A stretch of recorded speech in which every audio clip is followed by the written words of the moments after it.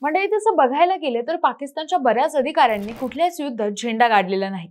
तरी पण ते छातीवर हातभर मेडल लावून फिरतात. पण का? मंडळी तसं बघायला गेलं तर प्रत्येक देशाचं सैन्य त्यांच्या सैनिकांना त्यांची सेवा, शौर्य इत्यादी लक्षात घेऊन पदकं देतं. पण पाकिस्तानात युद्धात सहभाग, शौर्य किंवा स्पेशल ऑपरेशन्समध्ये योगदान दिल्याबद्दल ही मेडल्स दिली जातात. याच कारणास्तव पराभवानंतरही पाकिस्तानमधील अनेक सैनिकांना पदके देण्यात आली आहेत. पाकिस्तानच्या ऑपरेशन जर्ब-ए-अब्द सारख्या अंतर्गत कारवायांसाठी देखील ही पदके दिली जातात. पदके ही प्रत्येक देशाच्या सैन्यातील परंपरेचा भाग आहे. ज्याप्रमाणे भारताने अनेक वर्षांपासून कोणतेही युद्ध लढलेले नाही, पण तरीही सैनिकांना शांतता काळातील पदके दिली जातात. तसेच पाकिस्तानात घडते.